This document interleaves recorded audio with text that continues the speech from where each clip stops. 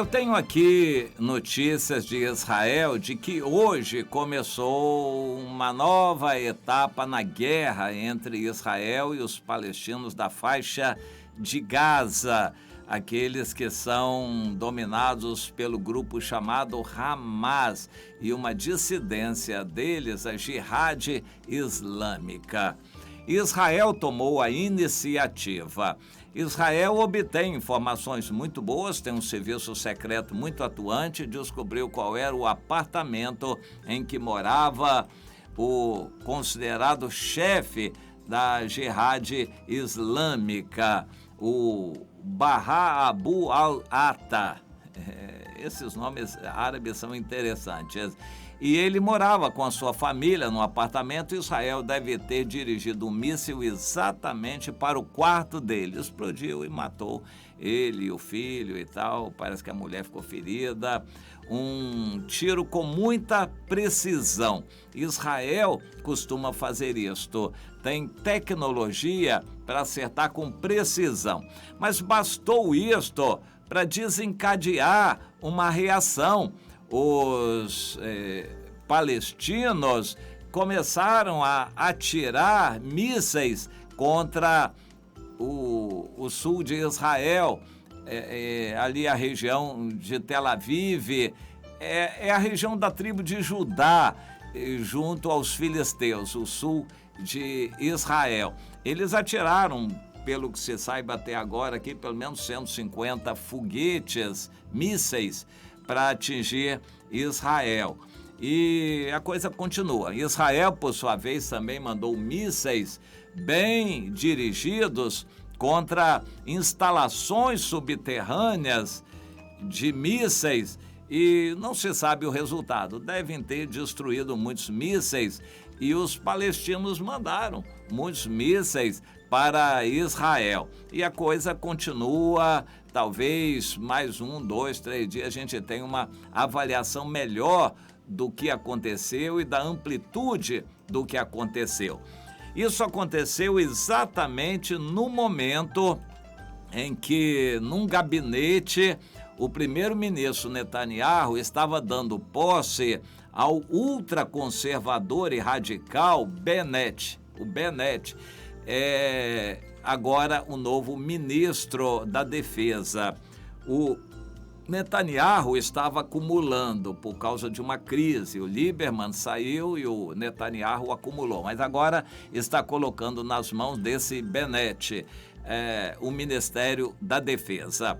Como que para despistar, desviar as atenções, enquanto eles estavam ali na posse, imediatamente Israel mandou o míssil para destruir a casa desse líder, desse chefe da Jihad Islâmica. E foi certeiro, atingiu, matou, e a reação não se fez por esperar. E está acontecendo.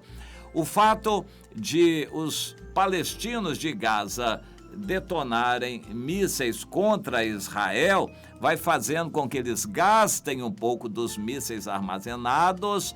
Israel vá treinando o sistema de defesa, em especial o domo de ferro, que é um sistema de computadores e sensores, principalmente infravermelho, junto com radar também, um sistema que detecta um monte de detetores e aparelhos de radar que detectam todos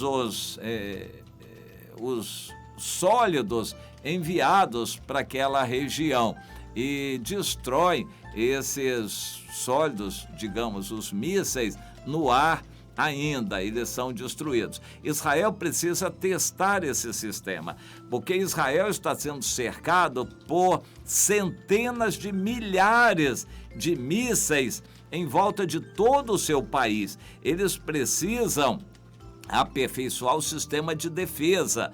Se acontecer o que o Irã quer, o Irã é um gigante, e agora descobriu mais um campo gigante de petróleo para enriquecer mais ainda o país.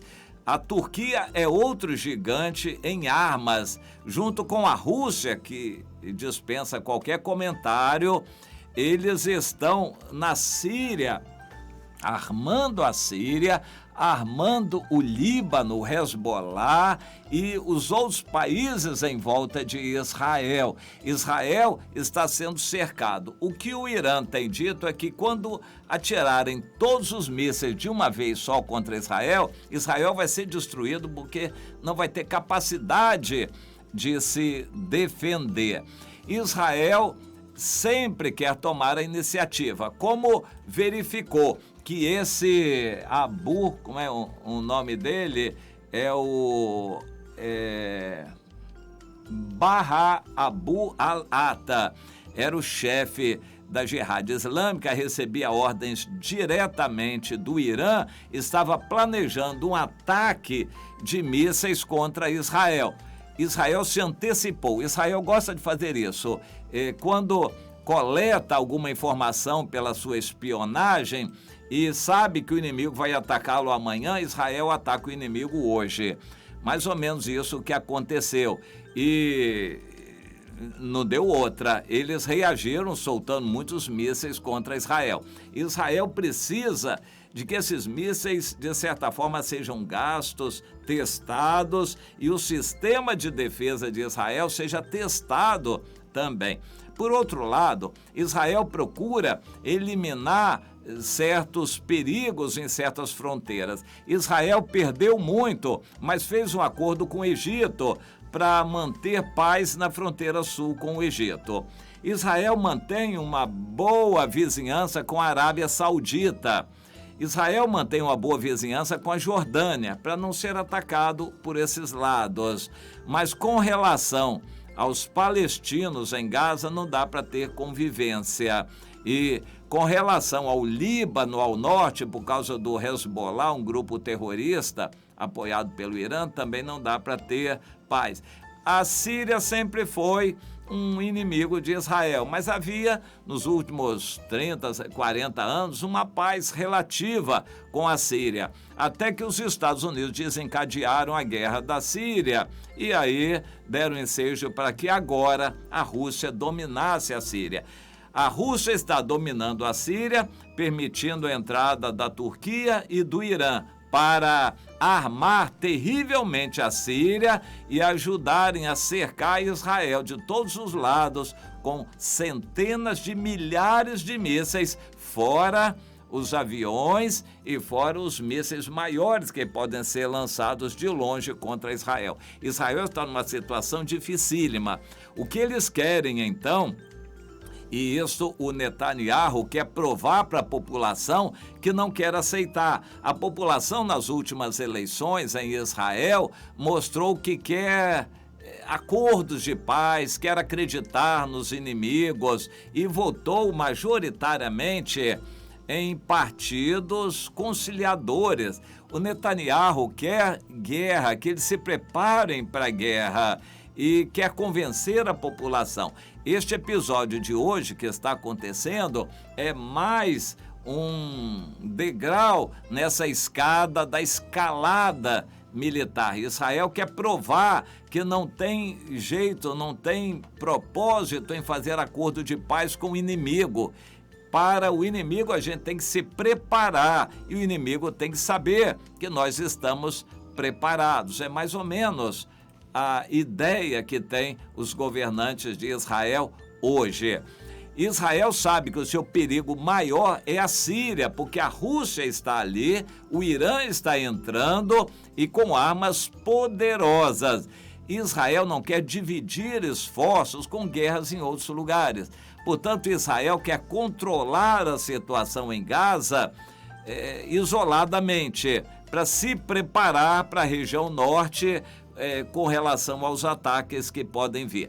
Só que, com a situação atual, o Irã está indo mais devagar. O Irã poderia se armar, por exemplo, na Síria por 6 meses, mas o Irã quer talvez esticar um pouquinho mais para armar bastante a Síria e fazer bases militares poderosíssimas ali para dali atacar Israel.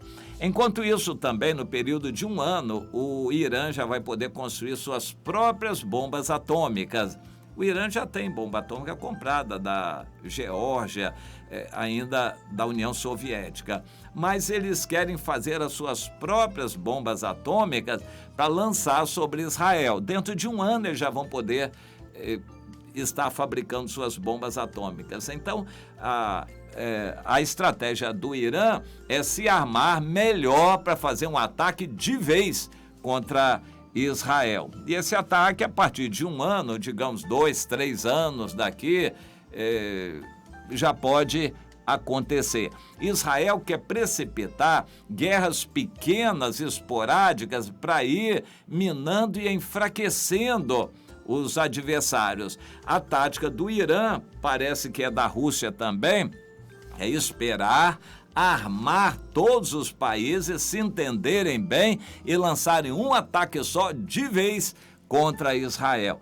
Quando isso acontecer, isso se chama Gog e Magog, capítulos 38 e 39 de Ezequiel. A Rússia vai servir de guarda-chuva para os demais países que estarão totalmente aliançados e sintonizados para um ataque só contra Israel. Só tem um detalhe, é bom sempre lembrar, o Gog e Magog já vai acontecer na grande tribulação. Antes disso, o arrebatamento já terá acontecido.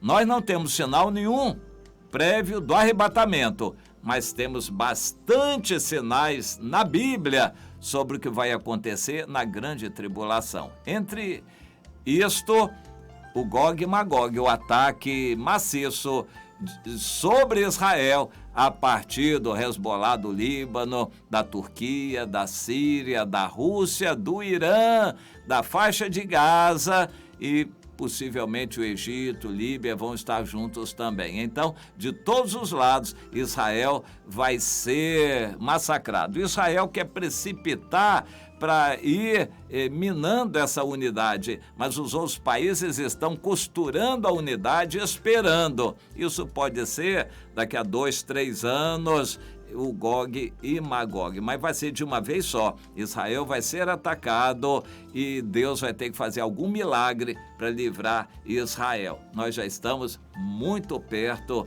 de tudo isso acontecer.